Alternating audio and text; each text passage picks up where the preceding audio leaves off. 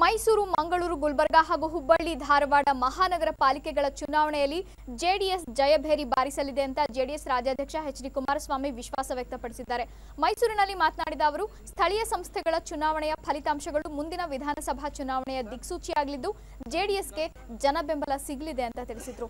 ಮುಂದಿನ ಚುನಾವಣೆಗಳಲ್ಲಿ ಕಾಂಗ್ರೆಸ್ ಹಾಗೂ ಬಿಜೆಪಿಯಿಂದ ಸಮಾನ ಅಂತರ ಕಾಪಾಡಿಕೊಳ್ಳುವುದಾಗಿ ತಿಳಿಸಿದ ಅವರು, ಕಾವೇರಿ ನದಿ ನೀರು ಹಂಚಿಕೆ ವಿಷಯದಲ್ಲಿ ಉಭಯ ಪಕ್ಷಗಳು ರಾಜಕಾರಣ ಮಾಡ್ತಾ ಇವೆ ಅಂತ ಆರೋಪಿಸಿದರು.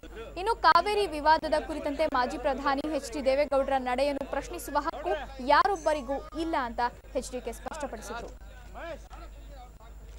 ಟಿಎಂಸಿ ನೀರನ್ನ ಬೆಂಗಳೂರಿಗೆ ಕುಡಿಯೋ ನೀರು ಕೊಡಲಿಕ್ಕೆ ಕಾವೇರಿಯಿಂದ ತೀರ್ಮಾನ ಕೊಟ್ಟಿದ್ದು 10 ತಿಂಗಳ ದೇವೇಗೌಡರ ಸಾಧನೆ ಅದು ಒಂದಿದೆ. ಇವರಿಂದ ಹೇಳಿಸ್ಕೋಬೇಕಾಗಿಲ್ಲ, ಇಂಥ ನಾಯಕರುಗಳಿಂದ.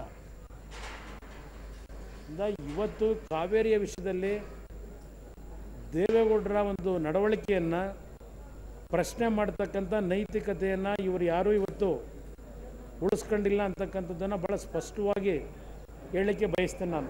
ಗುಲ್ಬರ್ಗ, ಹುಬ್ಬಳ್ಳಿ, ಧಾರವಾಡ, ದಾವಣಗೆರೆ ಮತ್ತು ಮೈಸೂರು ಈ 4 ಮಹಾನಗರ ಪಾಲಿಕೆಯನ್ನು ಸ್ವತಂತ್ರವಾಗಿ ಜೆಡಿಎಸ್ ತನ್ನ ತೆಕ್ಕೆಗೆ ತೆಗೆದುಕೊಳ್ತಕ್ಕಂಥ ವಾತಾವರಣದಲ್ಲಿ ಜನತೆಯ ವಿಶ್ವಾಸ ಗಳಿಸಿ ಈಗಾಗಲೇ ಕೆಲಸ ಪ್ರಾರಂಭ ಮಾಡಿದ್ದೇವೆ. ಅದರಲ್ಲೂ ವಿಶೇಷವಾಗಿ ನಾನೀಗಾಗಲೇ ಮುಂಬೈ ಕರ್ನಾಟಕದ ಭಾಗದಲ್ಲಿ ನನ್ನ ಹೆಚ್ಚಿನ ಸಮಯವನ್ನು ಮೀಸಲಿಟ್ಟು ಪಕ್ಷದ ಸಂಘಟನೆ ಮಾಡಲಿಕ್ಕೆ ಕಳೆದ 7-8 ತಿಂಗಳಲ್ಲಿ ಶ್ರಮಪಟ್ಟಿದ್ದೇನೆ. 6 ತಿಂಗಳ ಹಿಂದೆಯೇ ಉತ್ತರ ಕರ್ನಾಟಕದ ಹಲವಾರು ವಿಧಾನಸಭಾ ಕ್ಷೇತ್ರಗಳಿಗೆ ಅಭ್ಯರ್ಥಿಗಳಾಗ್ತಕ್ಕಂಥದ್ದಕ್ಕೆ ಸೂಚನೆ ಕೊಟ್ಟು ಕೆಲಸ ಮಾಡಲಿಕ್ಕೆ ಅವರಿಗೆ 6 ತಿಂಗಳ ಹಿಂದೆಯೇ ಚಾಲನೆ ಕೊಟ್ಟಿದ್ದಾನೆ.